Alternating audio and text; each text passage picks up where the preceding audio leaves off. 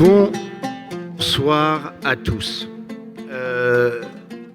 D'abord, je vous remercie d'être venus si nombreux au Consulat, qui est un lieu important dans l'écosystème et la culture parisienne et qui devient chose extraordinaire grâce à mes amis de Sababa, un lieu important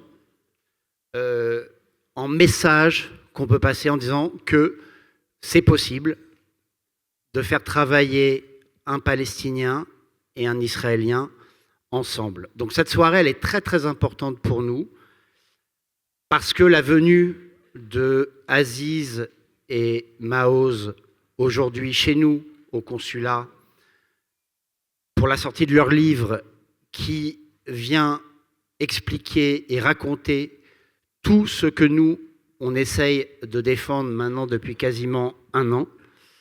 Raja, à mes côtés, qui est un des fondateurs de Sababa, est là à côté de moi. Ils vous parleront tout à l'heure parce que Edgar, qui est son partenaire, a un peu de retard et je ne voulais pas qu'on perde de temps sur le déroulé de la soirée qui risque d'être riche et abondante. Je remercie tous les participants, ALLMEP, la maison d'édition, le Figuier avec notre ami qui est ici, qui va vous présenter le livre, et Aziz et Maoz. Et voilà, je vous souhaite une très belle soirée et je te laisse la parole.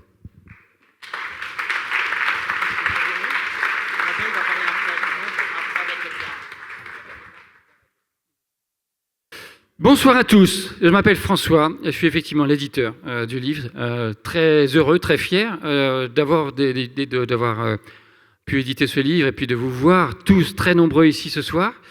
On s'appelle L'Arbre qui marche. Vous connaissez peut-être pas cette maison d'édition, c'est normal. On est tout jeune, ça fait 2 ans qu'on existe. On fait des livres de société sur des sujets comme le climat, l'éducation, la prison, et on fait aussi des introductions à des villes par des romanciers qui nous racontent les lieux qu'ils habitent. On appelle ça des récits d'habitation, des guides à dévorer comme des romans. C'est des livres qui vous permettent de voir que vous pouvez être une personne différente tout en restant vous-même. Il y a toujours une histoire de réconciliation dans les livres qu'on publie. Réconciliation entre l'économie et la planète, réconciliation entre les locaux et les touristes pour les livres sur les villes. Tout simplement parce que le livre, il me semble, a une vocation, c'est d'introduire de la durée, de l'empathie et de la nuance sur des sujets compliqués. Et alors là, je suis très content parce qu'on a un vrai bon sujet compliqué dont on va parler ce soir. On a 2 personnes qui ont un point de vue unique sur la question. Alors, ils ne sont pas tout seuls. Ils font partie de quelque chose de plus grand qu'eux. Mais ils ont un point de vue que moi, j'adore parce que quand j'ai lu leur livre, j'ai trouvé leur manière de raconter désarmante. Alors, désarmant, c'est bien quand on fait un livre sur la paix. Désarmant, ça fait que toutes vos barrières tombent quand vous avez cette manière duelle à 2 voix de raconter les choses. Et quand on est désarmé, eh ben on comprend les choses et on les ressent. Voilà. Donc, je suis très heureux de pouvoir accueillir Maoz et Aziz ce soir parmi nous. Je suis très heureux aussi de pouvoir remercier tout un tas de participants ce soir. Donc, le consulat, bien sûr, qui nous permet d'être ici gracieusement, Sababa qui parlera tout à l'heure, et puis ALLMEP, avec qui on a co-organisé cet événement, les Guerrières de la Paix maintenant, Standing Together, It's Time. On a une installation qui va se faire pendant la soirée, qui va se faire sur le côté ici, avec un duo qui s'appelle Team, ils font partie de Standing Together. Et ils vont nous faire une installation qui s'appelle It's Time for Peace. C'est une sorte de calendrier perpétuel. Donc vous voyez, elle commence à installer les lettres, qui nous permet de visualiser l'urgence de faire la paix. Voilà. Alors, ça va être une soirée qui va être un peu multilingue. J'ai une petite question pour vous avant qu'on continue, parce que Maoz et Aziz vont parler en anglais. C'est est-ce que vous avez besoin qu'on traduise ? C'est possible, on a prévu le fait de faire une traduction, ça ralentit les choses, mais on va le faire avec grand plaisir. Donc, par applaudissement, qui préférerait qu'on ait une traduction française ?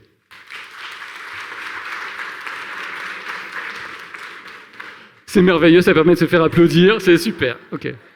Donc c'est clair, voilà. Eh bien, sur ce, moi je vais introduire, voilà, la deuxième partie de l'équipe de Sababa, qui va nous dire un mot. Alors je suis très heureux parce que c'est vraiment la même histoire en fait, hein. C'est comment faire la paix entre un Palestinien et un Israélien, en prenant cette fois la nourriture comme un levier. Voilà, je voulais dire un mot. Et après ça, on a l'honneur d'avoir Anne-Claire Legendre qui va animer les débats. Anne-Claire qui est aussi une travailleuse de la paix, qui va nous raconter ça, et qui est la directrice depuis quelques mois de l'Institut du monde arabe. Voilà. Donc Sababa et ensuite Anne-Claire.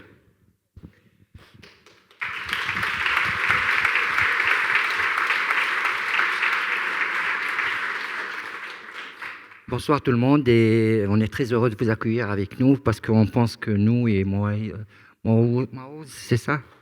Comment il s'appelle? Maoz et Aziz, ils ont le même projet que nous, on a le même objectif. Nous, on a choisi que à travers le plat, on doit partager des émotions et avoir une rencontre. C'est la rencontre et de parler entre nous. Moi et Edgar, c'est la première fois que je parle avant lui parce que jusqu'à qu'il prenne aussi un souffle.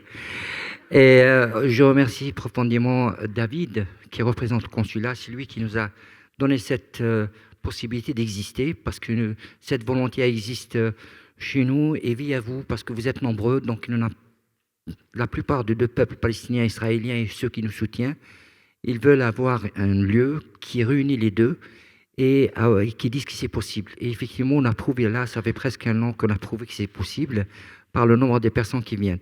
Et aujourd'hui, on est très heureux d'accueillir la directrice de l'EMA et tous ces personnages qui sont autour de nous et l'organisation ALLMEP, Katia. Il y a beaucoup de personnages ici qui sont très importants pour nous, ça compte. Et on veut aussi avoir cette joie après d'avoir goûté nos plats que vous avez déjà réservés. Et pour parler de la politique ou autre, je laisse ça pour les deux invités. Parce que nous, on essaie de ne pas parler de politique, de parler de l'émotion, de caractère humain partagé via un plat. Et ça sera un engagement d'honneur et un engagement d'éducation. Et par la suite, on va se connaître qui nous sommes. Et on va parler, partager et échanger entre nous. Et après, ça va venir palestinien ou israélien. Et la solution ne viendra que via ces deux drapeaux. Et on a utilisé aussi le drapeau français parce qu'on est français. Et notre droit d'expression et notre droit de décider. Et on a le droit de dire qu'on doit décider de vivre en paix. Merci beaucoup.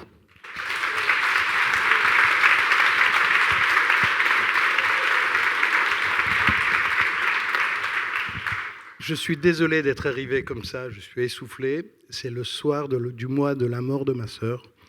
Et toute ma famille est encore en train de se réunir. J'ai voulu quand même passer un petit moment avec eux. Et puis surtout de me retrouver avec vous aussi, parce que ça m'est extrêmement important. De voir avec Maoz Inon et avec Aziz Abu Sarah un projet de projection vers un espoir de paix que nous portons, Raja et moi. On se connaissait à peine, Raja et moi, on commence à se connaître de plus en plus. Et on est convaincus que des Raja et des Edgar, il y en a beaucoup là-bas, et qui sont ceux qu'il faut soutenir. Quand je suis arrivé en France, que je voyais les pro-palestiniens et les pro-israéliens, je me suis dit, vous n'avez rien compris. Ce qu'il faut soutenir, c'est les pro-israéliens et palestiniens qui veulent faire la paix. C'est ça qu'il faut soutenir. Il faut arrêter de faire du partisanisme de cette manière-là. C'est contre-productif pour les causes que vous défendez. Et c'est en ça que pour nous, ce message doit passer.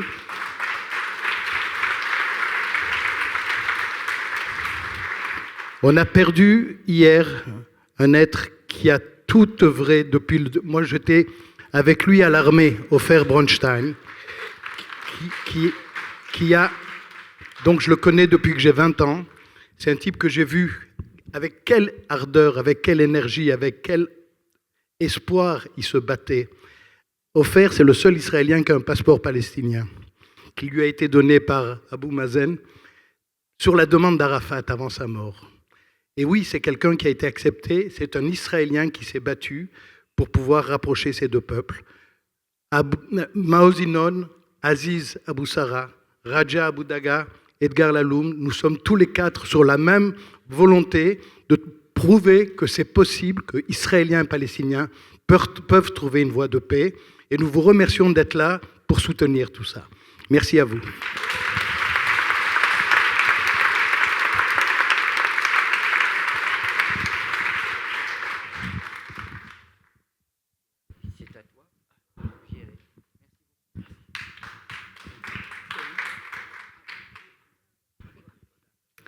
Bonsoir. Je suis arrivée il y a une semaine et pendant une semaine, j'étais auprès de Ofer Bronstein, un ami, un frère de cœur, Habib Albi. Et j'étais dans la chambre avec son dernier souffle. Ofer travaillait avec tout le monde, tous ceux qui voulaient promouvoir la paix entre les Palestiniens et les Israéliens, entre les fils de nos matriarches Sarah et Hagar. Et Ofer était quelqu'un de très excessif, un hyperactif. On était tous derrière lui et lui, il était en avant. Et vraiment, je voudrais lui faire des éloges parce que c'était quelqu'un de courageux, quelqu'un qui ne faisait pas de compromis. Pour lui, la paix primait surtout. Pour lui, le dialogue, l'entente, la réconciliation, la guérison de notre conflit au Moyen-Orient, pour lui, c'était sa mission dans ce monde. Et dans son acte de décès, quand on nous a demandé quelle profession il exerçait, on a dit militant pour la paix. C'est ce qui est marqué dans son testament. Alors, merci à tous de contribuer, de nous aider au Moyen-Orient à promouvoir cette paix qu'on a tellement besoin. Ça suffit avec les morts d'enfants, de femmes, de vieux, d'handicapés. Ça suffit. Et vous avez un rôle ici en France de nous aider à promouvoir cette paix. Merci.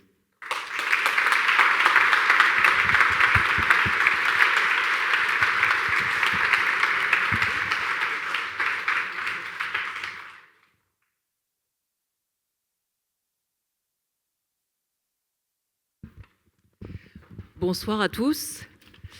Bonsoir à tous, je suis Anne-Claire Legendre et je suis ravie d'être avec vous ce soir. Donc merci beaucoup au Consulat, merci à François, merci à Sababa et évidemment à ALLMEP pour cette soirée qui est dédiée au livre extrêmement important de Maoz et Aziz, La Paix est notre avenir, qui est dédié plus généralement, et je crois que c'est le cœur de leur message, au rôle de la société civile.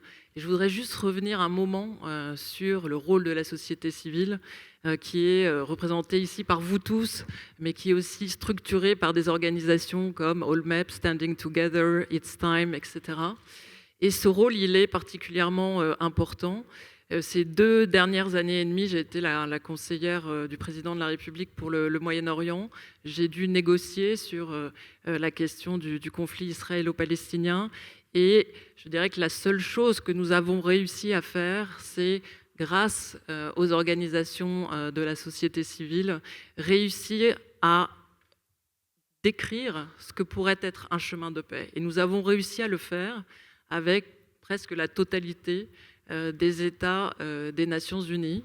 C'est ce qui a donné la déclaration de New York, que vous connaissez peut-être, qui est, je crois, un des premiers textes adoptés aux Nations Unies, qui a été concerté avec la société civile. On avait fait ça le 13 juin l'année dernière, et c'est ce qui a donné lieu à la reconnaissance par la France et par d'autres États de l'État de Palestine, parce que ce chemin pour la paix, nous y croyons toujours, et c'est celui qu'il faut maintenant mettre en œuvre. Sorry, I'm speaking in French, my dear friends. I translate. You're translating? But just a last word to tell you that there will be another gathering.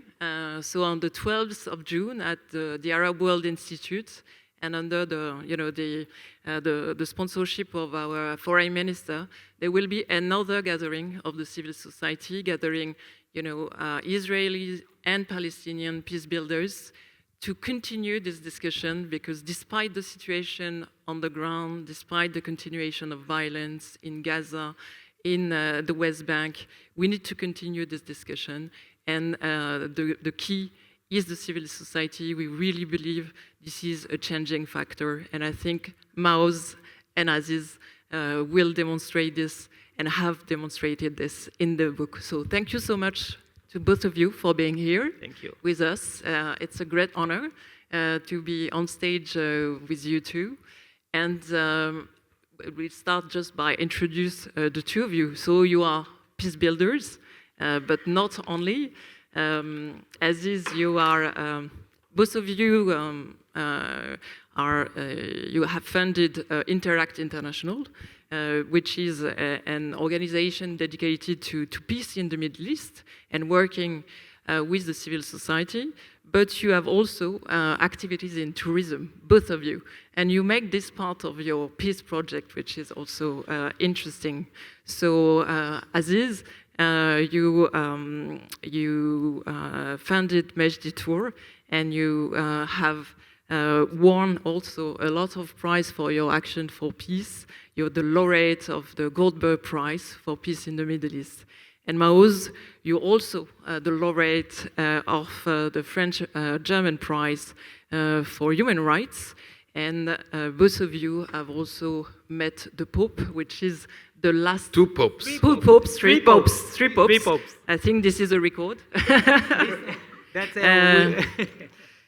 three popes, and this is the I last must say part. why three popes? Of course, we met Pope Francis at the Arena de Pacha. Yeah. We met Pope Leo in the Vatican 3 weeks after he became the Pope. And last month, we met the American Pope.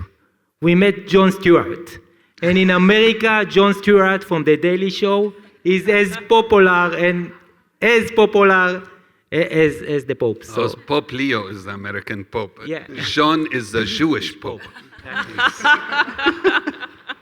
That's a good start. We start with three Est-ce que je popes. traduis un tout petit peu là, ou est-ce que vous avez compris? Parce que, en gros, ce qu'Anne-Claire Legendre disait, c'est que Aziz a fondé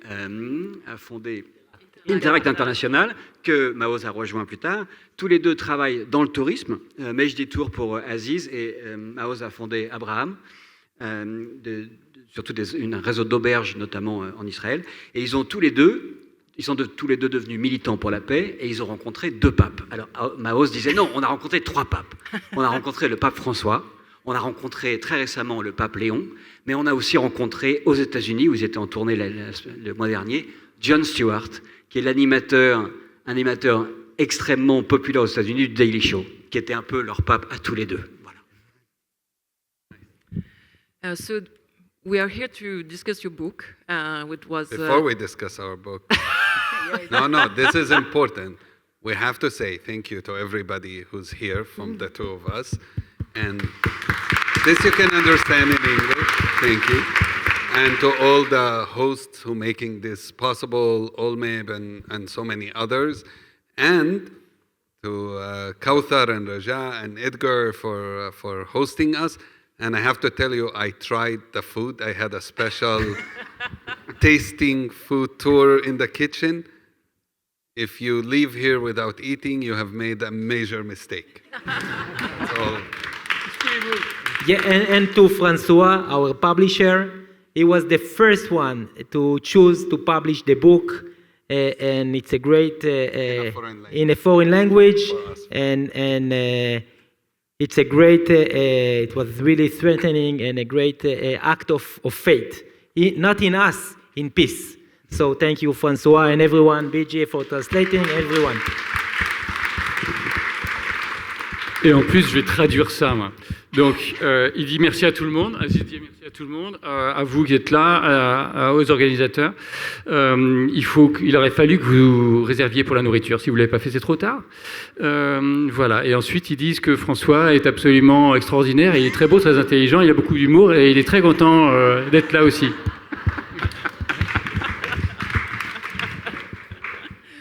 Bon, sur cette conclusion. C'était ça la traduction, non? So now we can start with the book.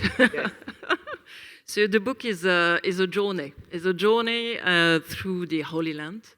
It's also a journey through your personal histories and your friendship. And this friendship was not meant to be. It was not meant to be, and the book starts with a history of pain, both your pain. So Maoz, you went through this terrible day of 7th of October, and you lost your parents, Yacovi and Bila Inon, in the terrible massacre committed by Hamas on the 7th of October. And the next day, Aziz, you wrote to Maoz. Can you explain us what pushed you to write to Maoz? And Maoz, how did you respond to this letter? It works better if he starts. And Okay. I will start. So. Okay. So on October 7th, I lost my parents. I also lost childhood friends and people I knew my entire life.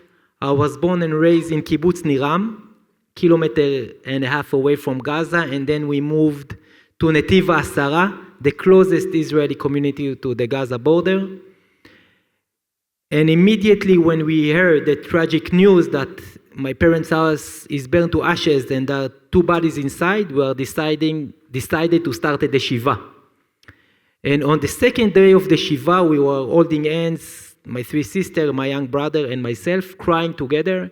And then my brother said, we must come out with a family decision, a universal message that we are rejecting revenge.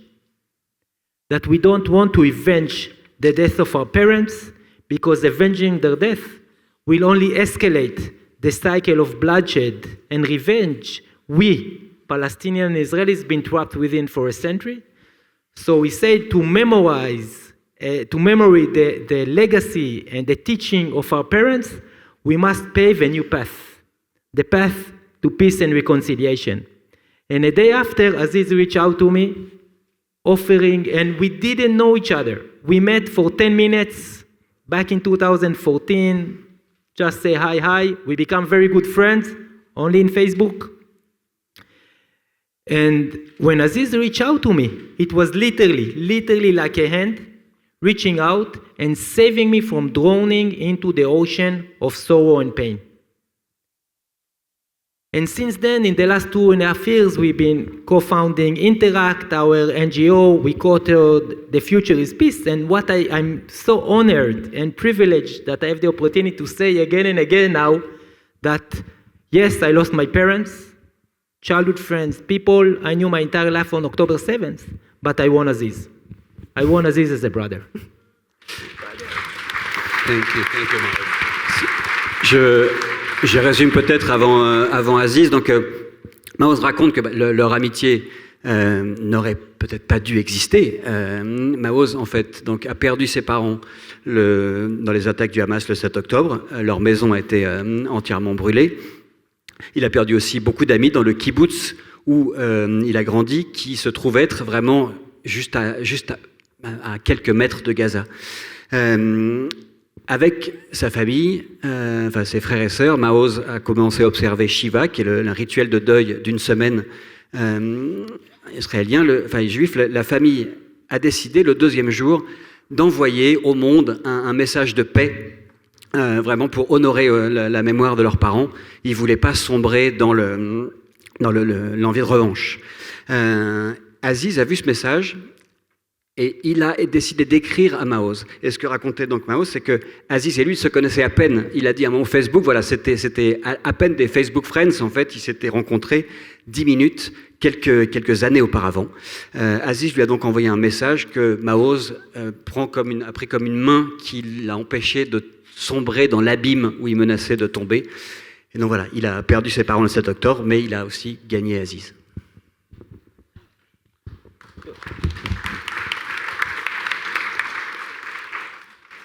Thank you.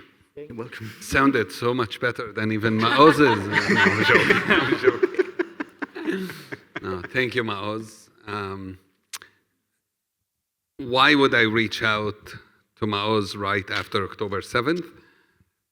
To me, it's simple. It's the right thing to do. When somebody is suffering, when somebody is in pain, when somebody is in a dark moment like this, you reach out. And I knew it's going to be hell for Gaza too. I knew that the next few months, I hoped it's not going to be years, and sadly it has been, that there will be thousands, tens of thousands of people killed, but I still believed it's important to reach out. And partially it's because of my own story. I lost my brother in the first Intifada when I was 10 years old and he was 19.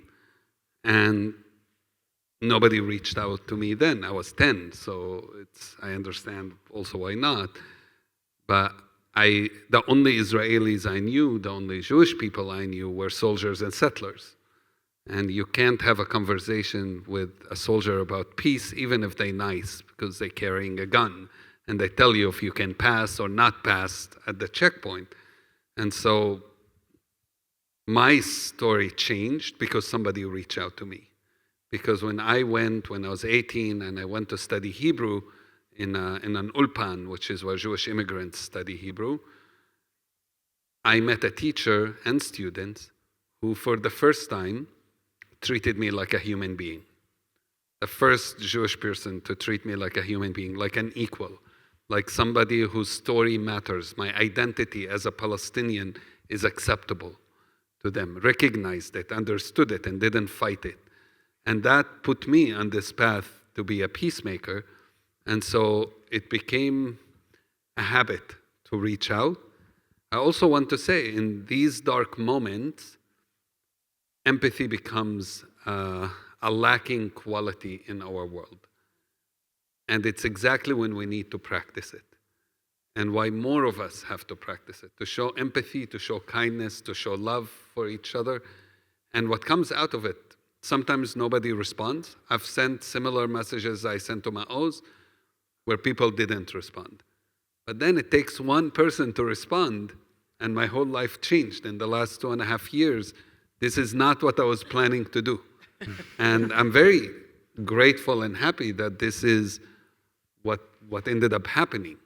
But things happen when we do something, when we reach out, when we try, not when we stay silent and kind of closed in into our own comfort zone.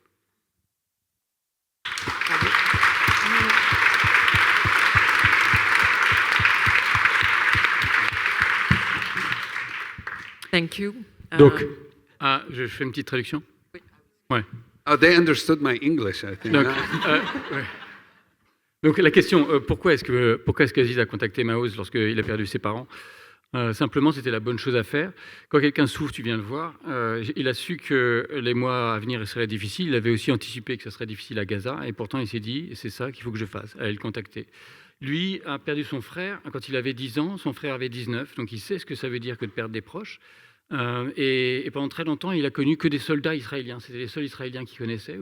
Et jusqu'à ce qu'il commence à étudier l'hébreu. Et là, il a rencontré une personne qui était son professeur d'hébreu, qui était juive et qui l'a traité comme un être humain. Et ça a tout changé. Ça lui a montré que son identité de Palestinien était acceptable. Il a voulu devenir un artisan de la paix. Voilà. Donc on a besoin d'empathie. C'est ça qui fait qu'il s'est mis à vouloir aller à la rencontre de juifs, d'Israéliens qui avaient subi des choses terribles. Et puis, il a essayé plusieurs fois, plusieurs personnes qui n'avaient jamais répondu à ces messages. Et là, Maoz, lui, il a répondu. Donc ça a un petit peu changé sa vie. Il n'avait pas prévu forcément de raconter cette histoire avec Maoz, de passer autant de temps avec Maoz. Je brode un peu, mais il passe plus de temps avec Maoz qu'avec sa femme. Et il n'avait pas forcément prévu tout ça. Mais voilà, c'est ce qui arrive quand on se met un peu en risque pour des bonnes idées.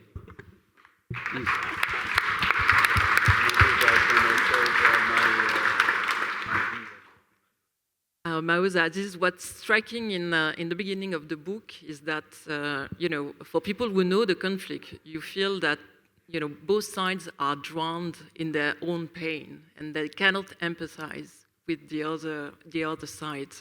And what you write, Aziz, when you write to Maoz, is very striking. You say, nous ne nous connaissons pas, mais je me permets de vous écrire pour que vous sachiez que quelque part à Jérusalem-Est, quelqu'un a conscience de ce que vous traversez, en est bouleversé et espère qu'un jour, plus personne n'aura à vivre un tel deuil. Et Maoz, vous répondez, donc après ces 2 jours de Shiva, « Je pleure pour mes parents, m'écrivait-il, mais je pleure aussi pour les enfants de Gaza et tous ceux qui vont mourir dans l'escalade à venir. » And so it's very striking that pain is not what separates you. It's what, in a way, unites you in this. And so how do you describe, can you describe, because both of us, you mentioned also revenge in the book on many times, and the way you went from anger to the wish of revenge to finally empathy. So can you define and describe this journey? Because this is something that we need, in a way, to engineer. So you need to read the book. You need to read The Future is Peace. We weren't born peacemakers. Not Aziz, and neither do me. When I was 30, I already traveled twice around the world, but I knew no Palestinians. I didn't know the differences between Eid al-Adha, Eid al-Fitr, and Ramadan. I didn't know where Jesus was born, where he was buried, and never heard about the Annunciation. And we show in the first or the second map in the book, we show that between the Jordan River and Mediterranean Sea, there are 14 million people. 7 million Palestinians, 7 million Jewish Israelis. But we live in a segregated world, segregated society. We are surrounding with walls, physical walls, like the wall that was shadowing 200 meters from my parents, the wall was shadowing my parents' house. And mental walls, walls of ignorance. When there is ignorance, there is fear. It's the same in Paris. It's the same in the US. It's the same everywhere. When there is wall, there is ignorance. When there is ignorance, there is fear. Where there is fear, there is hate. And we, mankind, when we hate someone, we can do horrible things to each other. It can happen in the Middle East, and it can happen here. In Paris, it can happen in Europe. And we need to open gates within these walls. We need to build bridges. And both Aziz and I choose tourism. That's why Aziz started Majdi Tours, I started Fawzi Azhar, Jesus Trail, and Abraham, to acknowledge, to recognize, to listen, to hear to the other side narrative. Not to silence it, not to oppress it, not to censor it, but to listen, to acknowledge. We don't necessarily need to agree, but we need to know that there is someone near us that is also suffering, that is also in pain. And when we are recognizing the other side pain, we are humanizing him. But even better, we are humanizing ourselves. So the future is peace. The purpose, the mission is to humanize, is to create the dialogue, to create acknowledgement and recognition by sharing both narratives, not the competing narratives. We don't compete over our pain, over our suffering, or over our history. The contrary, when we have done the journey, we realized how much things we do have in common. We have so much in common in our faith, in our culture, in the way we were raised and grow. So let's use what we have in common to build a better future for all people.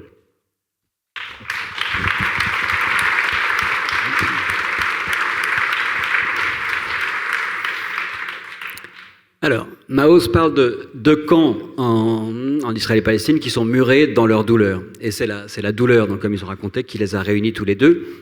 Alors, on leur a demandé comment on passe de la colère à l'empathie. Donc, c'est difficile de résumer ça en quelques minutes, mais ce que Maoz dit, c'est que ni Aziz ni lui ne sont nés militants pour la paix. Mais quelque part, ils sont restés curieux. Maoz raconte que lui, quand il a grandi, il ne savait rien de la Palestine, il ne savait rien des Palestiniens, il ne savait rien même de la culture chrétienne. Il dit, en gros, il résume en disant, on est entouré de murs. Alors, ils en parlent beaucoup dans le livre, il y a beaucoup de questions de murs, des murs physiques, mais aussi des murs mentaux, des murs d'ignorance. Voilà, Maoz agite que des murs d'ignorance, il y en a partout dans le monde. En fait, voilà, les murs mentaux conduisent à l'ignorance, qui conduit à la peur, qui peut conduire à la haine. Et quand la haine est là, tout peut arriver, enfin surtout le pire. Donc, ce que dit Maoz après ça, c'est qu'il faut ouvrir des portes, créer des brèches dans ces murs. Voilà. Et donc, ce qu'Aziz et lui ont fait toute leur vie, c'est tenter d'ouvrir des portes. Et maintenant, ils essaient de les ouvrir à deux. Le plus important, disent-ils, et ils le démontrent partout dans le livre, c'est de savoir écouter l'autre, reconnaître le récit de l'autre. Ça ne veut pas dire forcément être d'accord, ça veut dire écouter, que l'autre sache aussi qu'il y a une oreille qui l'écoute. Voilà. Donc créer ce lien, créer ce dialogue, pas dans la compétition de qui souffre plus que qui. Voilà, c'est ça qu'ils sont partis voir. Donc tout le livre, c'est le choix qu'ils ont fait tous les deux, mais je pense qu'Aziz va le dire là tout de suite, de partir voir en Israël et en Palestine quels étaient les récits de toutes les fractions des populations. Merci. Aziz, you were suggested by our friend to tell more about the different stories in the books of the people you met during this journey, and the different narrative and the way they also built cooperation together. But perhaps before moving to this cooperation, there's one other obstacle. I mean, you mentioned ignorance. You mentioned the fact that the society are now segregated in a way, and so they don't know each other. But you also mentioned in the book the fact that some of your own friends, some of the people in your camp, in a way, sometimes considered that you were betraying them by handing an hand to the other side. How did you react to this, and what, was your reaction?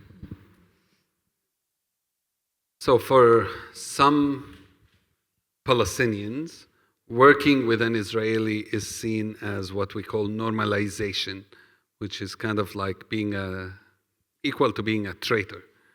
And I reject that allegation, because to normalize something is to accept its existence, is to do nothing to change it, is to accept the status quo. And what we do is everything but accepting the status quo. Everything we do is about changing it. And if we're working to change it, then we're not normalizing, we are co-resisting together. We want to bring the end of the occupation together. We want to stop killing people, whether it's in Gaza, whether it's what happened to Maoz's parents in Israel, or whether it's in the West Bank, or whether it's settlers taking land. We want to stop it together. So from even a rational point of view, does it make sense for me to see Maoz as my enemy? Like, if we have the same goal, then why don't we work for that goal together? Even if we take aside all the moral and the right things, even if you take it from a rational point of view, it makes absolute sense for us to work together. And so what we normally say, the world needs to stop dividing us as Israeli versus Palestinian, Muslim, Christian versus Jews. This is a stupid way to divide us. If there is one way to divide us, it's those of us who believe in equality, in justice, and in peace, and those who don't yet.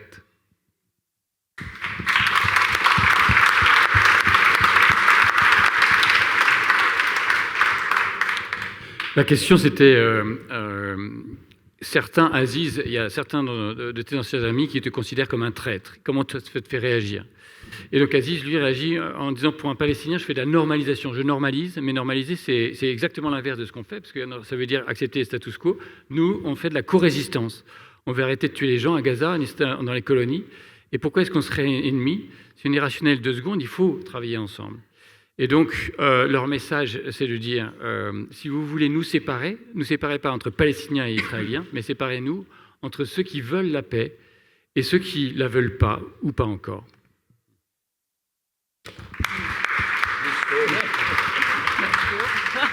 François, did you say everything I said? Very fast.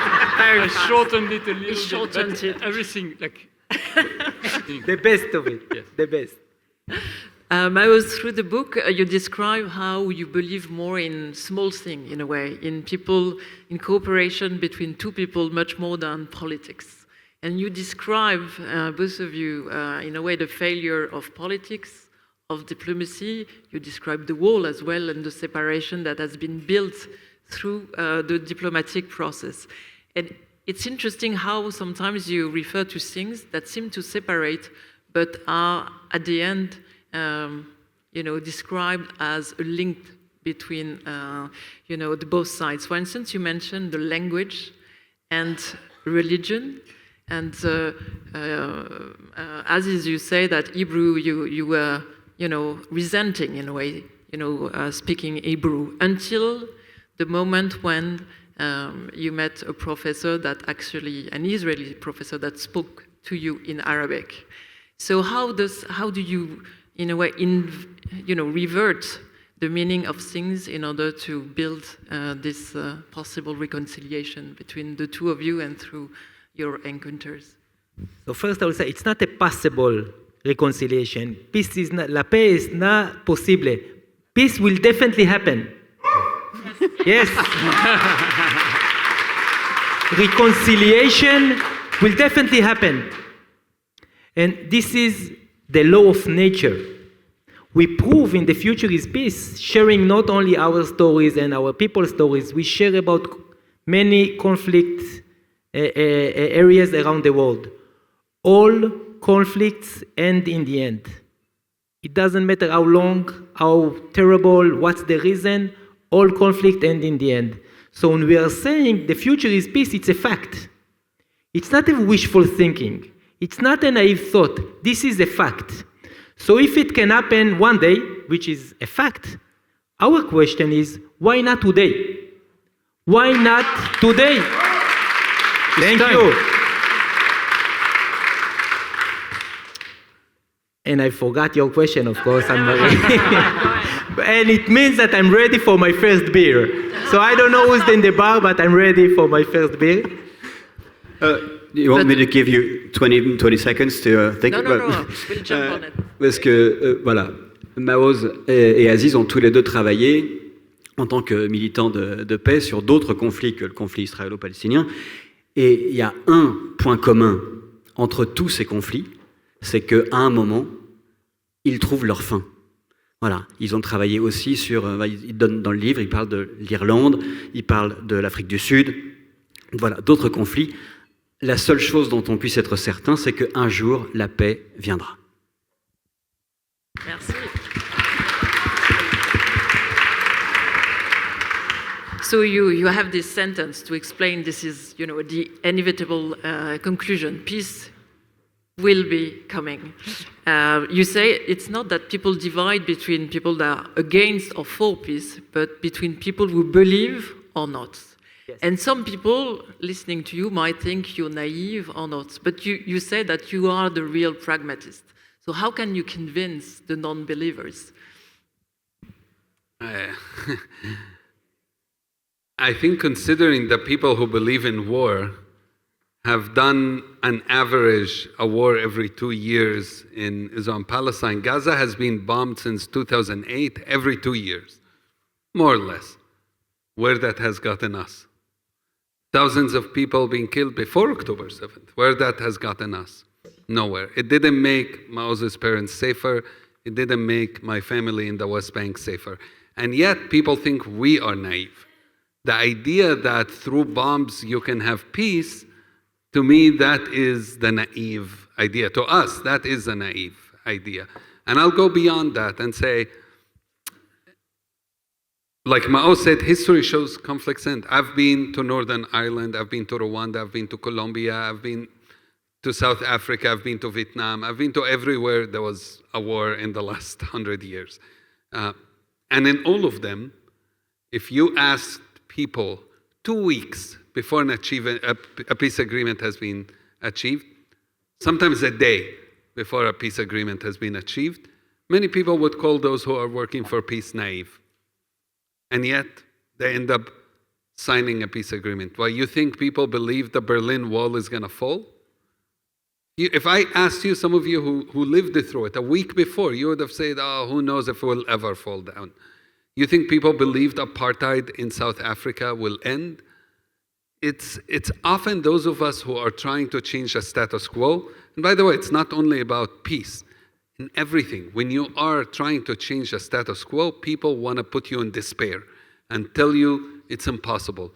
Even when Maoz started his business, Fawzi Azar, when I started my company, Majdi Tours, I can tell you, when I told people I'm going to put an Israeli tour guide and a Palestinian tour guide to lead a tour together, people told me this is the dumbest idea in the world. But it was successful when I did it. But people told me I was naive. So it's fine. They can call us whatever they want. In reality, we are the pragmatist, we are the realist, and war, we have to accept, war, violence, killing people is a disease. And trying to find a solution for that is like trying to find a vaccine for a disease that humanity has. We started war ourselves, humanity, and therefore we have to stop it. So it's naive to do the opposite.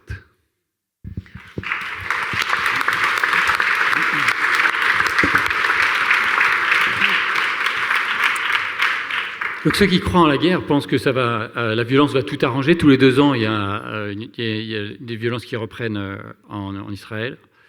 Et en fait, les vrais naïfs, c'est ce camp-là. Lui, il a travaillé en Afrique du Sud, en Irlande, au Vietnam. Dans tous les cas, si vous demandez aux gens 2 semaines avant un accord de paix, est-ce que la paix va arriver, ils vous disent tous non, c'est impossible. Donc, même la veille, parfois, le mur de Berlin, on n'y croyait pas encore la veille. Donc, il a lancé, lui, une entreprise qui monte le pays avec un guide palestinien et un guide israélien ensemble. On lui a toujours dit que c'était complètement idiot comme idée, mais pour ça, il l'a fait. Et ils pensent qu'ils font... Et c'est eux les réalistes. Mais il faut imaginer que la guerre, c'est un business et qu'ils sont en train d'en chercher le vaccin.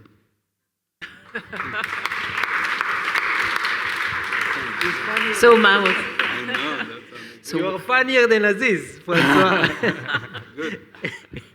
So what's the vaccine on the next Israeli election? Is there, a place for the belief of peace? We cannot wait for the election. We cannot wait for tomorrow.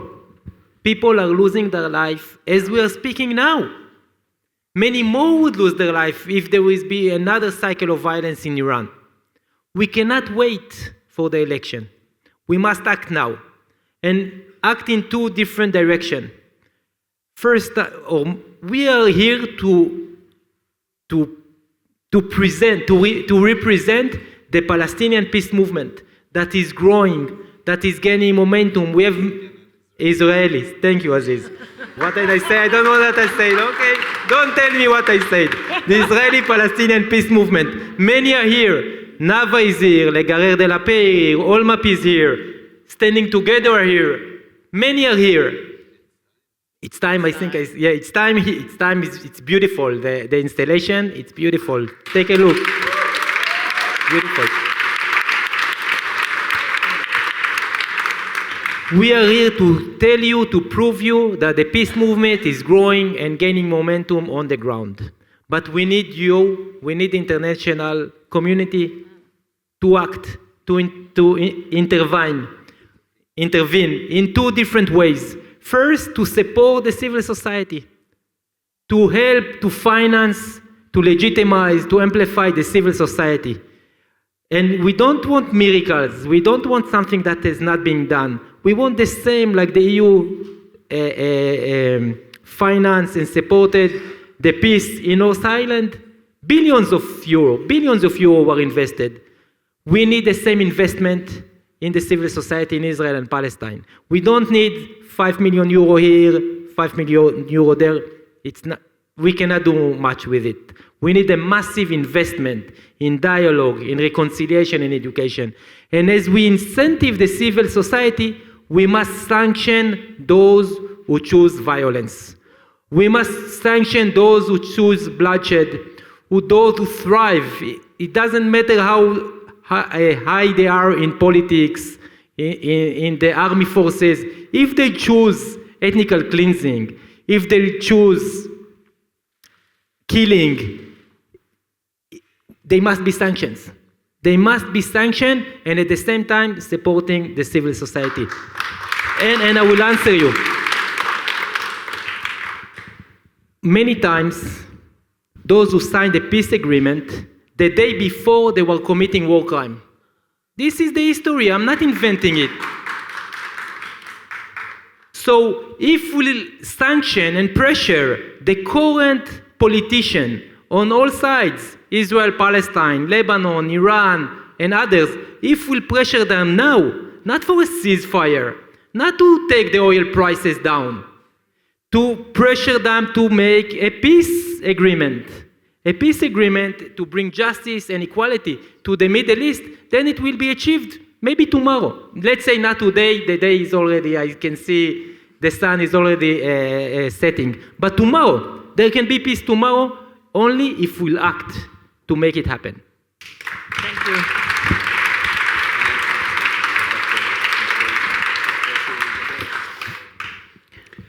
Donc, on demandait Anne-Claire Legendre demandait à Maoz qu'est-ce qui va se passer bientôt. Là, il y a une élection qui ne va pas tarder, et Maoz répond on ne peut pas attendre l'élection.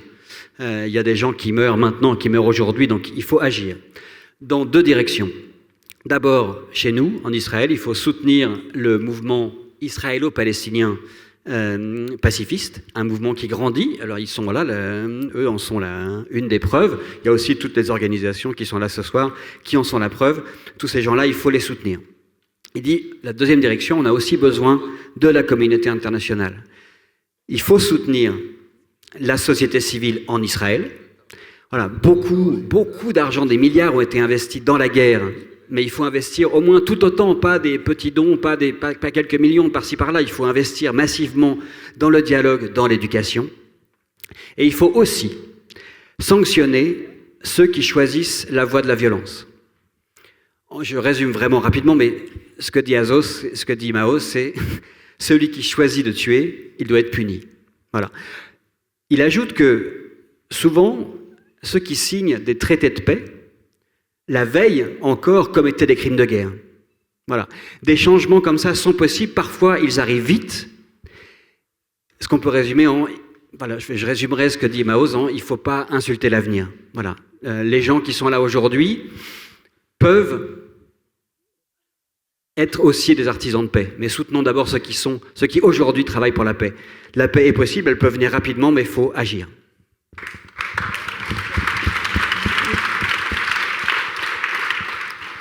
I would add, it's not only the European government that needs to do something now. It's not just France, EU, England. It's also us here in the room.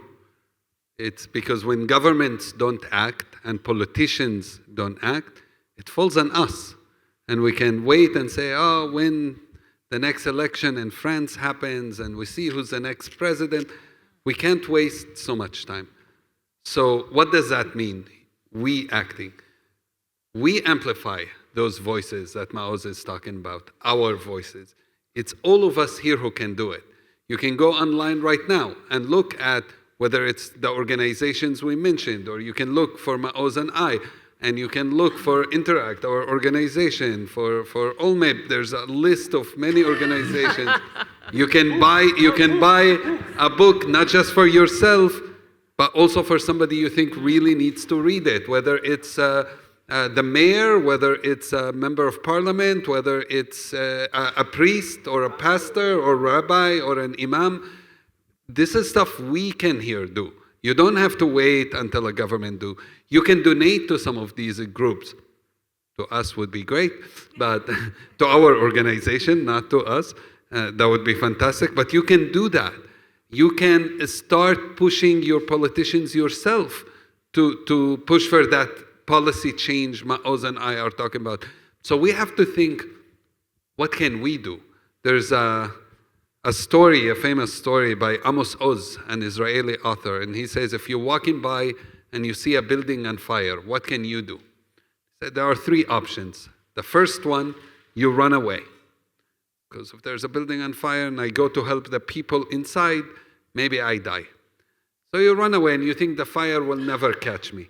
The thing about fire, it doesn't stop in one building. It keeps traveling, and you know that the fire is reaching Paris as well. What happens in Palestine, what happens in Gaza, what happens in Iran, what happens in Israel reaches you. And the second option is to create a committee to investigate who should we blame for the fire. Great. We all do that. But by the time we finish blaming and decide who to blame, and maybe you're right, maybe you're wrong, everyone in that building would be dead. And that's what happened to our families. And the third option is to bring a bucket, you fill it with water, and you throw it in the fire. And then you say, what if I don't have a bucket? Then you get a cup, you fill it with water. Water is probably better. It's too expensive to do it with beer. You fill it with water and you throw it in the fire. But some of you would say, but I don't have a cup. Okay, you get a spoon. You fill it with water and you throw it on the fire. Now, one person with a spoon, would they be able to put out a fire? No. But if everyone here, some of us have a bucket, some of us have a cup, some of us have a spoon. If each one does what they can, some of us wealthy, some of us not. Some of us have a talent that can be so helpful for this movement. Some of us might have a connection. Maybe you know someone who has an influence. Maybe you know, this is how we met Pope Francis. Everyone get one of these at the end, please, because it tells you what we do, and it's a boarding pass to peace. But it's a photo of us. It's a bookmark for the book, but it's a photo of us with Pope Francis on it.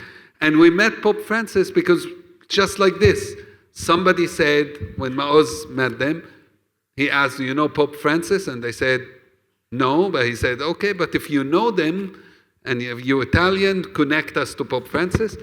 A month later, we were with Pope Francis in Verona, because one person, this book was written, The Future's Peace, because a rabbi who we met, she knew somebody who knew somebody, and it all connected, and our agent, Doug Abrams, that's how we met him. Every great thing happens not because we are smart and brilliant and all. Well, we are smart and brilliant and funny and good looking, very important.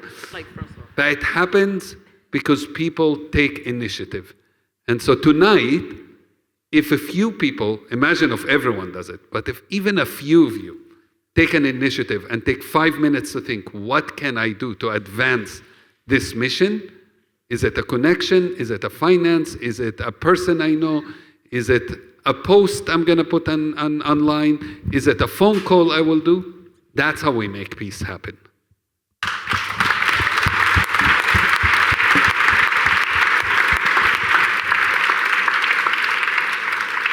Et maintenant, en 25 secondes. Ouais, donc Aziz réitère le fait que ce n'est pas uniquement les gouvernements, c'est à nous d'agir, de travailler pour faire changer les choses. On ne peut pas attendre les prochaines élections. Il y a plein de choses qu'on peut faire. On a tous un rôle à jouer. Et il parle de cette idée, de cette histoire de si vous voyez un building en feu, un bâtiment en feu, qu'est-ce que vous faites? Il y a 3 possibilités. La première, vous fuyez, mais le problème, c'est que le feu continue, il s'étend. La deuxième, c'est vous créez un comité pour savoir qui est responsable de ce feu, mais ça ne va pas vous amener très loin. Ou alors, vous prenez un seau d'eau, et vous le versez dans le feu. Voilà. Si vous n'avez pas de seau, vous prenez un verre d'eau. Sinon, vous prenez une cuillère. Alors, histoire vraie, Maoz se balade avec une cuillère dans son sac à dos. Maintenant, je comprends pourquoi. On a tous un talent, on a tous une connexion. Et c'est comme ça qu'ils ont rencontré le pape Francis. C'est simplement quelqu'un qui leur a dit, vous connaissez pas, voilà, qui les a mis en contact. C'est pareil pour le livre. C'est juste une personne qui leur a fait rencontrer une personne qui leur a fait faire ce livre. Et donc, si certains d'entre vous, pas tout le monde, certains d'entre vous arrivent à faire quelque chose à l'issue de cette soirée qui va dans le sens de la paix, que ce soit un coup de fil, un post, n'importe quoi, réfléchissez-y pendant 5 minutes, et c'est comme ça qu'on va faire bouger les choses.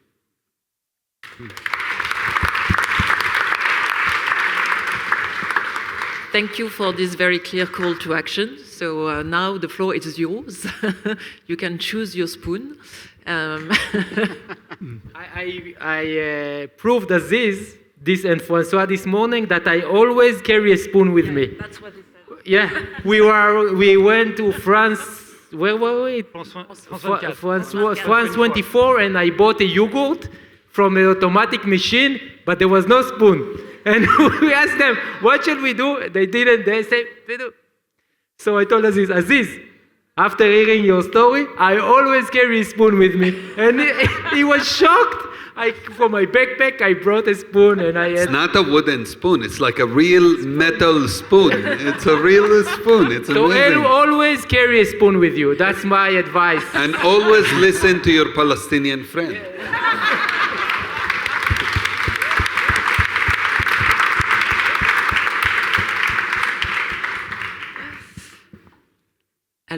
Nous allons passer aux questions. Est-ce qu'il y a des questions dans la salle pour nos deux amis? Ah, je vois tout au fond. Maybe till you are coming here, I want to read, and till you are coming, I want to read few words from the Nigerian prophet, musician Fela Kuti, that describe exactly what Sababa is doing and what we are doing. It's this word, and if I'll be drunk enough, afterwards I might sing it. But this is from his song. This is why he needs me, to make sure he doesn't get drunk enough. Yeah. I'm joking. But this is from his long live, Viva Africa and long live Nigeria, and it goes like this. War is not the answer. War has never been the answer, and war will never be the answer. Let's eat together like we used to eat. And I know there are many Algerian, maybe Moroccan here tonight, and for hundreds of years, we Jews and Muslims, we were eating together, we were drinking together, we were dancing together. We are not doomed to hate each other. We are not destined to hate each other. Our destination is peace. The name of our God, of Allah, is the same, Salam and Shalom. So let's prove that we are true followers of Shalom and true followers of Salam.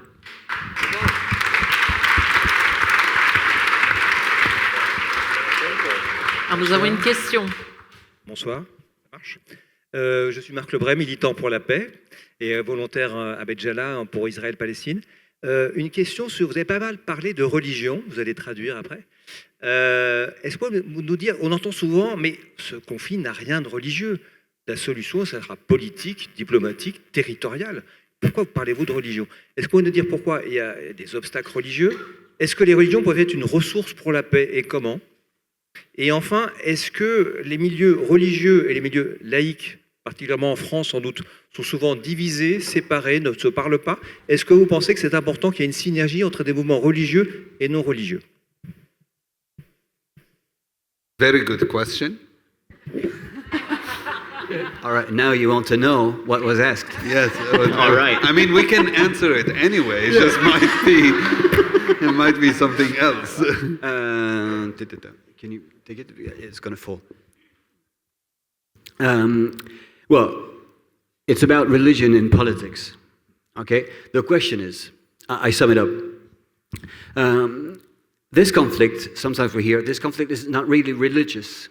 This conflict is political. It's all about politics. So, well, would you be all right with that? Do you think that religions can be an asset on the way to peace? And, well, we know that all those religious and non-religious movements are often divided. So do you think that there could be some kind of bond between religious and non-religious movements towards peace?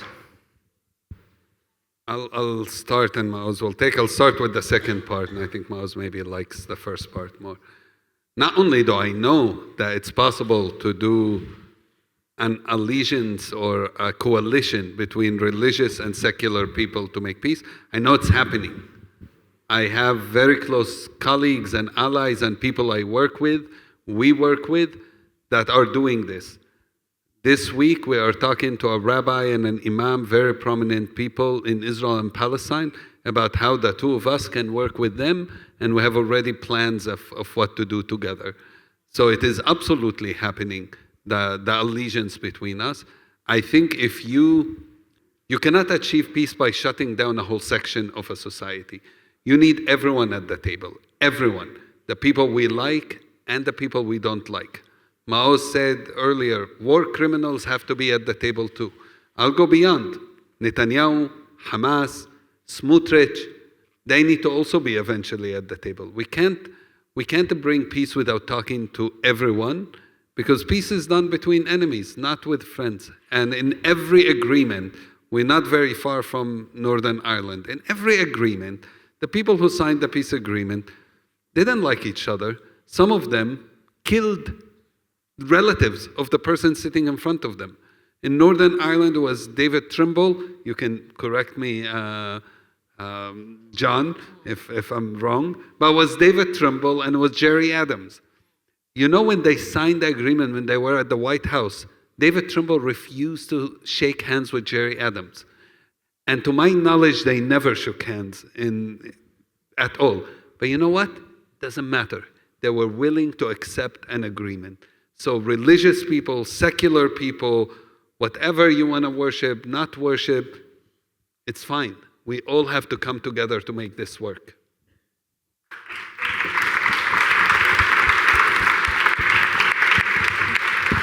So Aziz answered also for me, and I'm coming from the most secular background you can ever believe. When I tell it to rabbis, I start regretting saying and sharing some of my stories and what we were doing every Yom Kippur. I'm not going to share it here. We have Rabbi Nava here. I want to stay your friend and partner. Faith and religion can also bring us together. We have so much in common. So much in common. And in Judaism, I learned recently from Rabbi Nava and other rabbi I met. I thought you learned it from me. From you, I learned other things. That in Judaism, there are only two orders that we must pursue. Commandments. Commandments that we must pursue. It's not the Shabbat, and it's not kosher food, it's not wearing a kippah.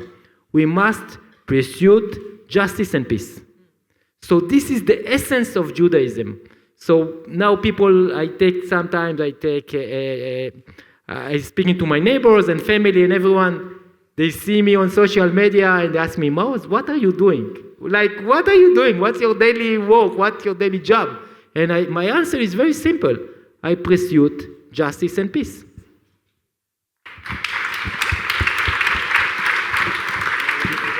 Une petite traduction.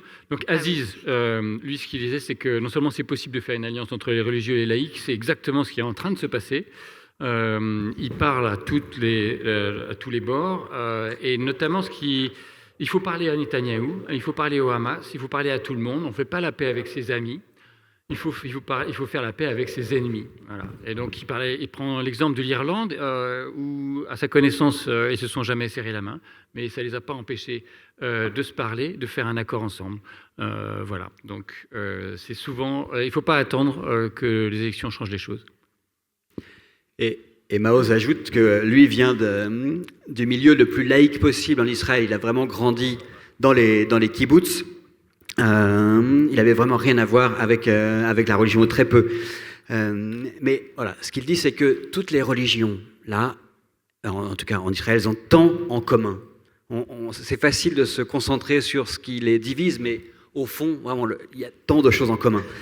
Et il ajoute que dans le judaïsme, en fait, il y a on parle de plein de rites, mais il y a 2 commandements, et 2 seulement, qu'il faut respecter. C'est la justice et la paix. Voilà, c'est l'essence du judaïsme. Et quand il a des amis religieux qui l'interpellent sur les réseaux sociaux en disant « Mais qu'est-ce que tu fous ?» Il dit « Je respecte, je promeus la justice et la paix. » Voilà.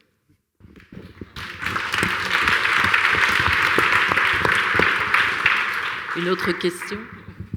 Oui, bonjour. Je vais traduire après. I can translate later to Hebrew and to Arabic. Et je m'appelle Yael Herer et moi je suis franco-israélienne. Et en fait, moi je fais ça, les dialogues et tout ça en Israël pendant beaucoup d'années.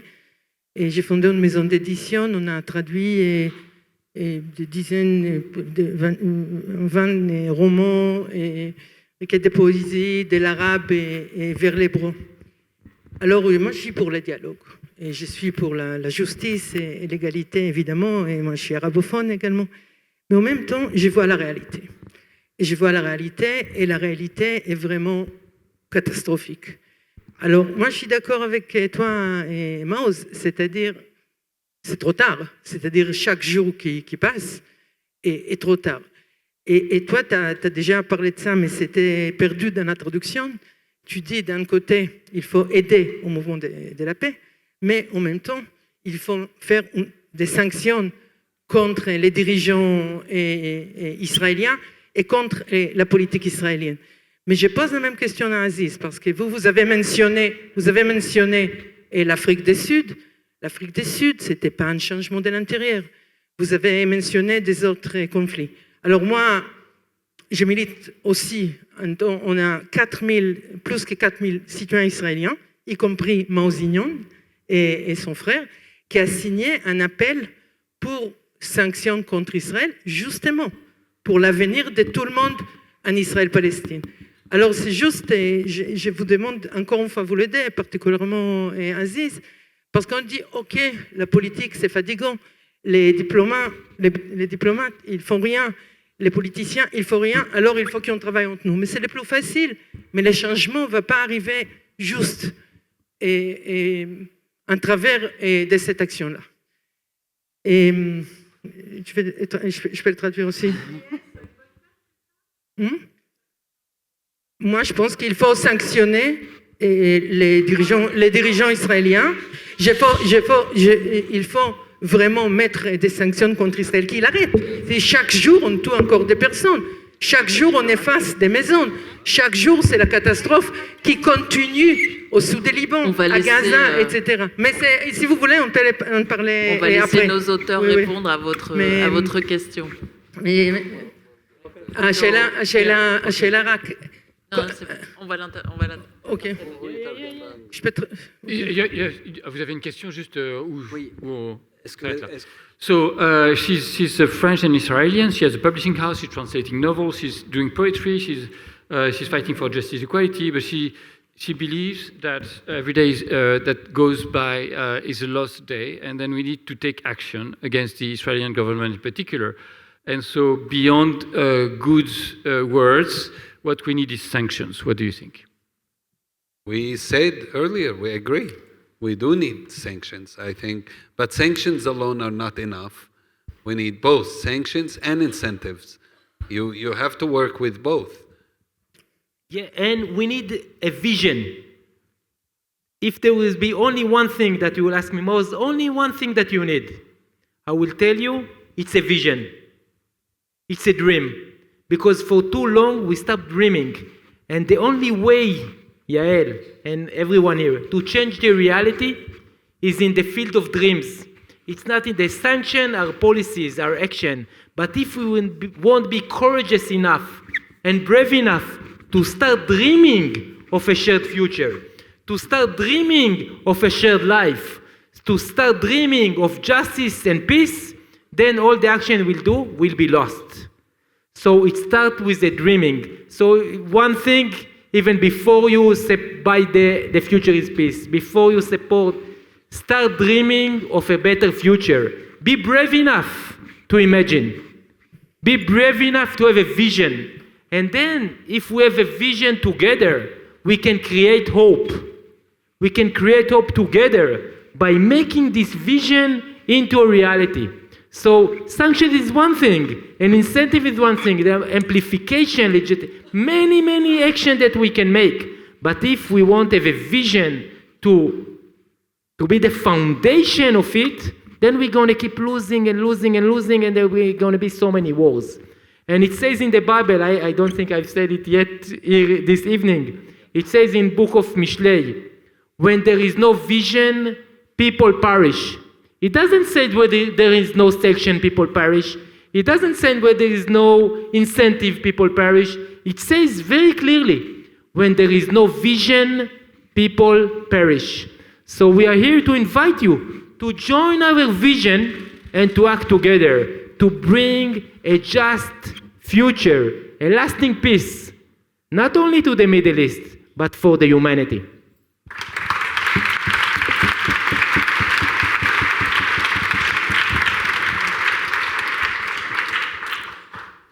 Oui, il faut des sanctions, dit Aziz, mais il faut pas. Enfin, il est tout à fait pour les sanctions, il l'a dit, mais seules, elles ne sont pas suffisantes. Il faut plein d'autres choses.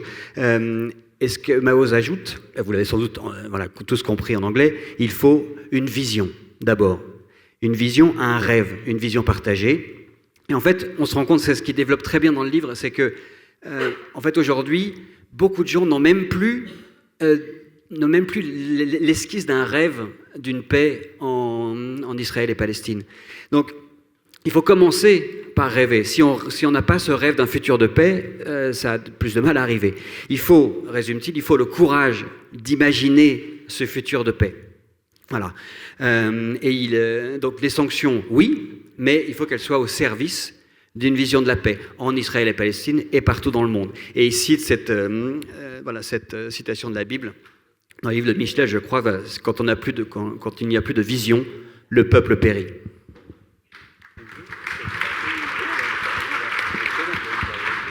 Ça marche, hein? Oui, ça marche. There was some years back a documentary called The Gatekeepers, where they interviewed the last 6 directors of the Shin Bet, and the analysis was that 85% of the people on both sides were for peace, and 15% were taking all these guys hostages, obviously, so that the conflict will last forever. So is this opinion, this analysis still valid today? Do you think there are a great majority of people on both sides that definitely would like some peace and only the politician will be in the way? Yeah, it's both. François is taking notes. Oui, la question c'est, est-ce que vous êtes d'accord que la majorité des gens veulent la paix et c'est les hommes politiques qui nous en empêchent? Wow. Amazing. I'm amazed the book came out this big. You didn't translate it, right? He's the translator, by the way. Thank you for the opportunity to introduce the guy. Bertrand has been translating it. That's why you have everything in it. We're going to tease you, François. Yeah. But we love you. No, I think you're right. Both are true. If you go ask people today, you believe in peace, they'll tell you no. But it's not because they don't believe in peace. It's because they don't see a vision, what Maoz just said. You don't ask them with something that they see a possibility. And if people cannot envision what that peace is going to be like, that there is a path for it, then they're going to tell you, no, we don't.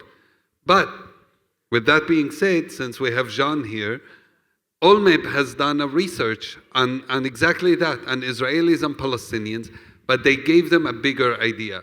Do you believe in peace that it brings the whole region, the Arab countries, the Muslim countries, Israel, and create independence for Palestinians and for Israelis?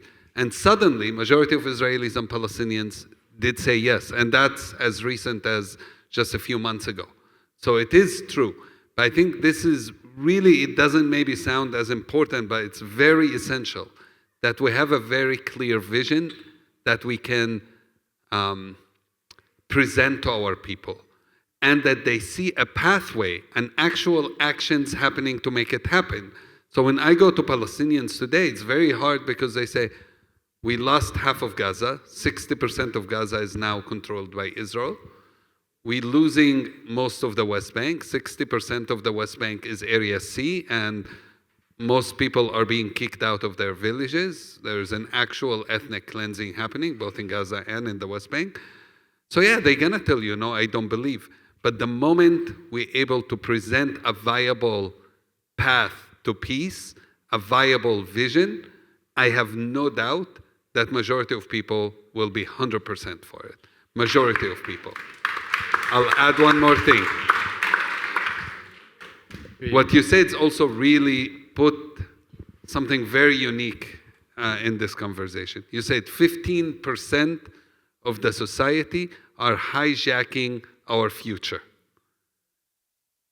If 15% can do it, then why can't we here in this room, even if we are not the majority, even if we are only 15% and 85% are against us, then what stops us from having the same dedication and faith that those extremists have? Those who believe in peace should be more active than those who don't. We need to be more dedicated, more outspoken. This should actually make us feel like we need to work harder. So if 15% can do all of that, I know we are more than 15%. The one difference, their 15% is active. Our 85%, many of us feel despair and inactive. So if we can start activating ourselves, show up, get out, come, do the protective presence we talk about. In October, we will do olive harvest in the West Bank with Palestinians. Come and join us. Be there, do things. There's no chance we would fail, because if 15% can do all the wars we are seeing, imagine what the 85% when we are active can do.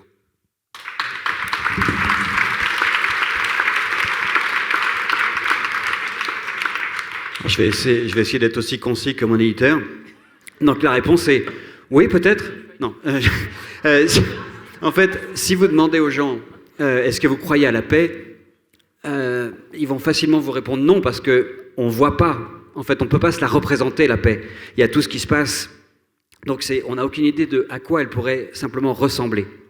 Voilà. Donc Aziz dit que voilà, ce qu'il faut, c'est une idée qui dépasse les positions des deux camps. C'est toujours la paix, c'est toujours ça, une position qui dépasse les positions des deux camps, pas juste un camp qui l'emporte sur l'autre. Mais là, peut-être qu'on pourra parler un peu de diplomatie après. Aujourd'hui, il voit bien ce qui se passe à Gaza. Il voit ce qui se passe en Cisjordanie, ce qu'il raconte aussi dans le livre. Voilà. Donc, évidemment, on ne voit pas. Mais si on commence à esquisser une vision, comme disait Aziz, et un chemin un peu clair pour les gens, là, les gens vont se dire, oui, ok, il faut aller vers là, évidemment. Voilà. Il dit, en fait, 15% des gens ne voient rien ou veulent la guerre, ils prennent en note ou pensent que la paix n'est pas possible. Ces 15%-là prennent les 85 autres pourcents en otage. Ce qui se passe, c'est que ces 15%-là sont très actifs. Voilà. Nous sommes, j'imagine pour la plupart, là, dans ces 85%, j'imagine souvent sidérés, là c'est moi qui parle, pas Aziz, mais voilà, Aziz dit, il faut qu'on ait moins peur, qu'on agisse plus fort, qu'on agisse plus haut, qu'on parle, qu'on n'hésite pas. Et il dit, voilà, venez nous aider. En octobre, il y aura les moissons, on ramasse tout, enfin on ramasse les fruits en Palestine. Venez aider si vous voulez, venez. And perhaps...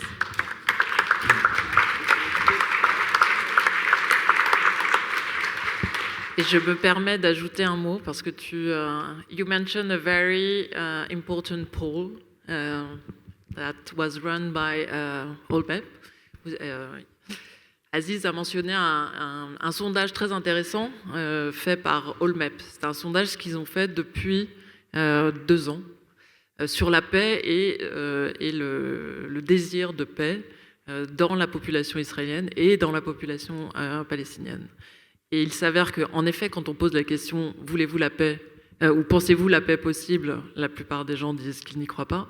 Mais quand la question est posée de la façon suivante « Souhaitez-vous une paix qui règle le conflit israélo-palestinien en donnant un État aux Palestiniens dans le cadre d'une paix régionale où Israël serait reconnu par tous les États arabes ?» Là, tout d'un coup, ces gens croient à ce futur-là. Et donc, on est, I think, between 60 to 70%,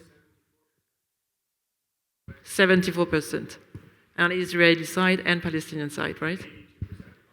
So 82% on the Palestinian side, 74% on the Israeli side. And so that's on this basis, on the basis of these polls, that we started working as diplomats to try and shape this vision with other states. And we actually, it took us 7 months to discuss this with the Saudis and the other Arab states, and they agreed upon the idea of a regional peace that would recognize Israel in the case there would be a recognition for the state of Palestine. And we did manage to actually write down this vision with them. And this vision was voted by 132 countries at the UN General Assembly. So we believe as diplomats that there is a possibility to shape this vision. Of course, at one point there will be a need for real negotiation on, Palestinians and Israeli on the ground. But I think, the environment allows for this vision to happen. I will say, so Anne-Claire, I will ask from you. Okay, I will ask, I hope it's public and it's on TV. I will ask for you, is get us the civil society leaders, to meet the Arab League leaders. We need to be in Riyadh. We need to be in Qatar. We need to be in Damascus. We, the movement, the civil society, need to be in Beirut, in Cairo, not to ignore us. And if anyone here got connection to the Arab world, Arab leaders, Muslim leaders, we are here to partners. Tomorrow, and Fariba, your question is soon, we'll go from here to Tehran. Tomorrow we'll go to Tehran. Happy to work on it. Yeah, thank you. Okay, that's for the protocol too. Question dans la salle? Oui.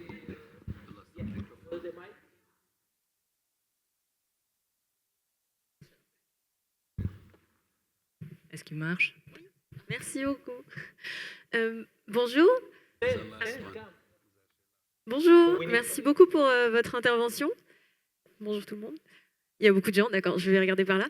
Moi, je me suis retrouvée là-dedans parce que j'ai eu la bonne idée de tomber amoureuse d'un Israélien un mois avant le 7 octobre. Et en même temps, je vivais dans une coloc de militants LFI. Donc, ouais, c'est super. C'est super. Et donc, j'ai passé les 2 dernières années à tenter de faire des allers-retours pour que les gens se parlent, plus ou moins avec succès. Et j'ai l'impression qu'il y a une sorte il y a un désir de paix, ça je le vois clairement, d'arriver à ce but que vous décrivez, mais il y a un blanc total sur le chemin, dans le sens où il y a une sorte de crispation, de ce que je ressens, d'être, si on est le premier qui baisse la garde, le premier qui désescalade la violence, le premier qui dédiabolise l'autre, alors on va se faire complètement manger par l'autre camp. Et donc on a besoin de tenir les positions pour exister en fait. Et donc évidemment les murs restent bien en place. Et donc je me demandais si vous aviez déjà des conseils et des idées aussi pour dessiner aussi le chemin qui permet d'arriver à la vision finale. Qu'est-ce qu'on fait concrètement demain? Voilà, merci beaucoup.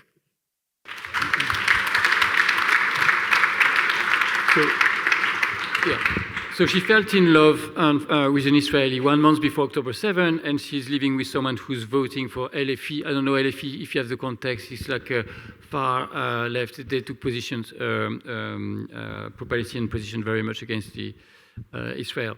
So it's a very difficult position for her to be, difficult for peace, and she feels like many people want peace, but they don't know how to get there. And they feel if they stop fighting, they'll be eaten by the other side. And so walls remain in place and advice. No, I know what I want to say. You'll answer the next one, I'll answer this one. I don't think peace means being pacifist in the sense it's pacifist as we don't use weapons, but it doesn't mean surrender. When you choose peace, you stand up for something. You stand up for justice. You stand up for truth. You stand up for people. You stand up for the oppressed. You stand up for values, for equality, for dignity, for security. So it doesn't mean you stop working for those things. I think what changes is how we do it. That's what matters. Doesn't even mean you stop being angry. Every day I read the newspaper, I listen to the radio. I have family in the West Bank. Every day I read about somebody who dies in Israeli prison. My brother was killed in Israeli prison. It makes me angry. Every day I see what's going on, the bombing in Gaza. I have so many friends there. I'm angry. It doesn't stop, but it's about what I do with my anger. Do I use it to create more destruction? Or like a nuclear power. This anger is like a nuclear power. Do I use it to create bombs? That's what nuclear power can do. But also nuclear power can be light that can give us that path to peace. It can give us the light. It can make electricity. So this is how I see peace. You still can go out and protest. You still can speak up. You still can sanction. You still can support. You bring coalitions. You go and talk to other groups and say, let's work together. I'm going to talk to the Muslim community. I'm going to talk to the Jewish community. I'm going to talk to the Christians. I'm going to talk to media. You build a bigger coalition. This is work that can be done. don't give up. This is not what we're asking you to do. It's the exact opposite. We want you to be even more active and more with us, and we're happy to stay in touch. We will be here longer, and by the way, the QR code here will take you to our website, which is through it you can find us both on social media and email.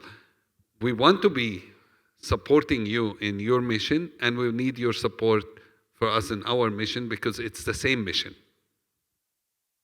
Thank you.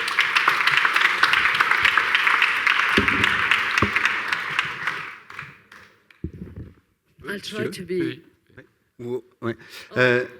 Pardon? Non, ce que Aziz défend, c'est que le pacifisme, c'est tout sauf cesser d'agir ou être bisounours, comme on dirait ici. Il dit, voilà, nous, on défend les gens, on défend la dignité, on défend la sécurité, on défend des valeurs. Voilà. Ce qui change entre les pacifistes et les autres, c'est comment on le fait. Voilà. Il dit, on peut être pacifiste et être en colère. Dans le livre, il raconte beaucoup comment il a géré sa colère depuis des années.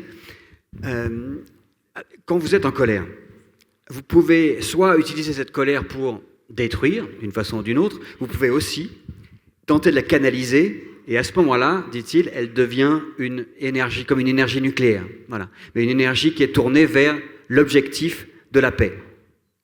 Voilà. Donc on peut toujours être en colère, on peut manifester, on peut de protester de toutes les façons possibles, mais sans oublier d'aller parler aux autres, de garder cette vision, de voir un chemin de paix, au moins le chemin, de tenter de construire des coalitions et des coalitions de plus en plus grandes, d'avoir de plus en plus de gens avec soi. C'est ça. Mais en tout cas, rester actif. Le pacifisme, c'est tout sauf laisser l'autre agir. C'est beaucoup d'actions. Et ça, c'est ce qu'il raconte beaucoup dans le livre.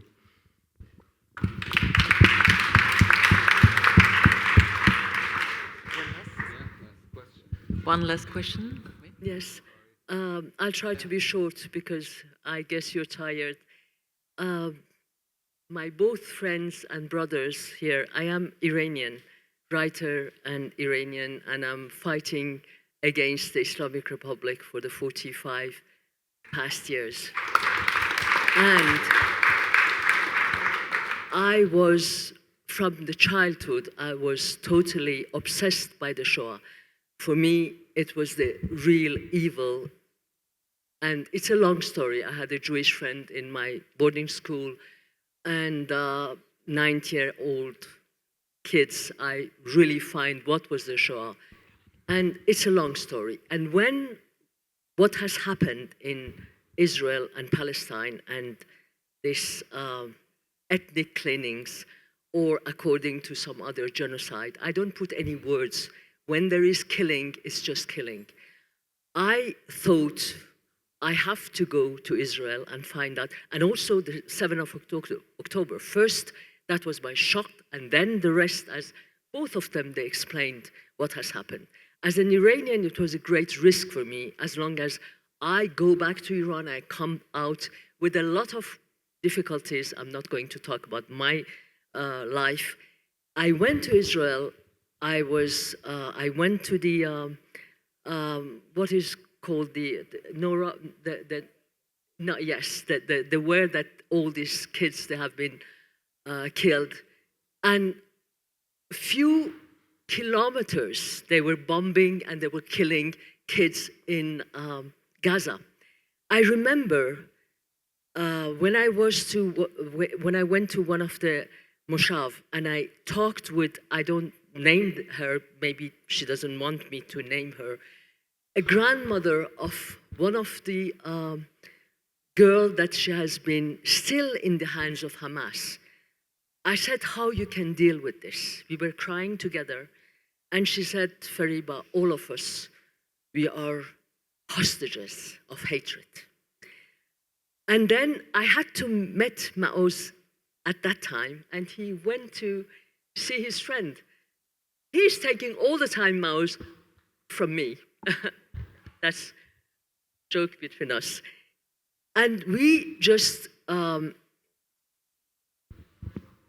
went to have discussion together because my dream was a dialogue between Iranian and Israelis for ages, and Palestinians, of course, but mostly Iranian and Israelis, because without this dialogue, peace is not possible in the region without Iran. I went to Iran this summer under the bomb. You can't imagine, as he said, the feeling of not hatred, but injustice, seeing my people that are fighting against repression, having bombs under their heads. And when I wanted to come out of the country, one day before the ceasefire, I explained all that in my books, which came out recently. I was arrested at the border for a discussion, and they were very polite. Again, I'm not going to tell why, except mostly because of the name of my father. He's very well known. He was a great scientist, and also because I'm very independent. But their last question was, have you been to Israel, Mrs. Hashtrudi? I said, yes. I have a lot of Jewish friends all over the world. Most of them, they're leftists. Some of them, they're extreme leftists. I have Israelis friends in Israel, but all of us, we are in the same boat against you, I mean, all the extremists, you as all the left extremists in Iran, and it's the same fight you're doing for peace. One day you will understand, if you don't fight against your inner enemies, which are the great ayatollahs, this and that. Now you can kill me if you want, you can keep me in jail. I will, like all these, my life is behind me. I have a small NGOs, we are helping the Iranian youth inside Iran. And when I came out, believe me, the second war against Iran, he was the one sending me, don't get to the hatred, I am with you, some other friends in Israel, and all of them all the peacemakers all over the world, by the way. Merci. When my own people here, the royalists, were telling bombing in Iran and get rid of this regime, they think that is the solution, which is not. You don't free people with bombs. You don't free people by killing. And you can't imagine. Merci. He is the one, and they are now both. Now, I didn't know him. I said, no. Merci. To give me the courage to stand up. I lost a lot of my families in Iran. Merci pour votre because of the bombing of Israel and United States. But fortunately, I lost them, I gained them. Merci. Thank you. And we are going to make the dialogue between Iranian, Israeli, Palestinian very soon in France. Merci. We'll let you know. Love you, Fariba. Love. Merci. Thank you. Okay. En conclusion. So we have one last thing to tell you before we finish. It only takes 20 minutes. Don't worry. No, it's okay. No, it's not about me. No. I'm sorry. Only love. Lito. Only love. Sorry we love you. That's about you. We have two things for you. You will find them either with the books, but if you haven't purchased the book, you should, and you can come still and get them. One is a mandala. This is a postcard. Both are bookmarks. This is a mandala bookmark, and it's a painting from Maoz's mother. She gave it to him as a gift, and it says on it in 6 languages, including French, but I'll read the English. All our dreams can be fulfilled if we have the courage to chase them. It's a beautiful mandala, and on the and on the other side, it says beautiful sayings from very, very wise people, like Aziz Abu Sarah, he's mentioned here. No, like Pope Francis. I am mentioned, but I'll choose Pope Francis, where it says, he said to us, let us not sow death, destruction, or fear, let us sow hope. So that's one. And the second thing is this. It's a bookmark that we made to look like a boarding pass. And because all of us need to travel. Travel is what we do. And the destination is peace. And in it, it has a poem. And this is one of our favorite poems. It's by Samih al-Qasim, a Druze Palestinian poet. And it says the following. If you don't have it... Maybe you can translate now everything, and then we just read the poem. Yeah. Maybe I would need the book because I would translate it in the book. Oh, you have it? No. The English one. Yeah, I have the English one, but... No, translate what he said so far. Ah, oui. Pardon, il y a deux choses qu'on va vous distribuer. Tu peux chercher la page du poème. Il y a deux choses qu'on va vous distribuer qui sont dans le livre. Donc, si vous achetez le livre, elles seront dedans. Vous avez d'abord un mandala. Pardon. Donc, il y a deux choses qui vous seront distribuées, qui sont dans le livre, si vous achetez le livre. Il y a un mandala, qui est une peinture de la mère de Maoz, dont il est question dans les livres, et qui est accompagné d'un poème de paix, en plusieurs langues. Et vous avez également, voilà, qui est là, et vous avez également cette carte d'embarquement, qui est une carte d'embarquement pour la paix, qui figure aussi un des poèmes préférés d'Aziz et Maoz, qui est un poème de Sami Al-Qassim qui s'appelle Travel Tickets en anglais, donc titre de transport, et dans la traduction se trouve dans le livre, mais je vais peut-être, là je pourrais la traduire comme ça, là ça va être dur. Ok, exercice. On laisse les gens découvrir, on peut laisser les gens découvrir. Voilà. Oui. Okay. I'll read it in English and you can read it in French. Travel tickets. The day I'm killed. The day I'm killed, my killer rifling through my pockets will find travel tickets.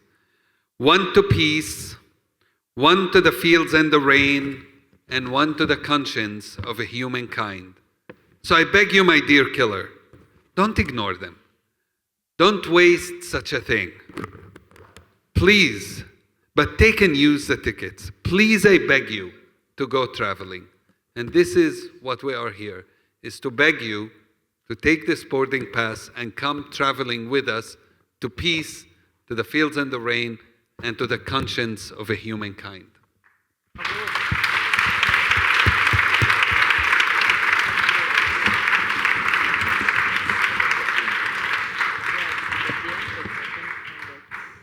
Et je n'ai pas retrouvé la page, mais vraiment, interprète et traducteur sont deux métiers extrêmement différents. J'insulterais le poète si je le traduisais, si je faisais une interprétation tout de suite. Prenez cette carte d'embarquement et venez voyager avec nous. Moi, c'est comme ça que je traduirais. Je l'ai.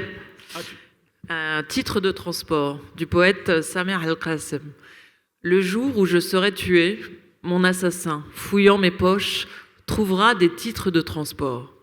L'un mène à la paix, un autre au champ et à la pluie. Un autre encore à l'âme de l'humanité. Je t'en prie, cher assassin, ne les ignore pas, ne gâche pas cette chance et utilise-les, je t'en prie, va voyager.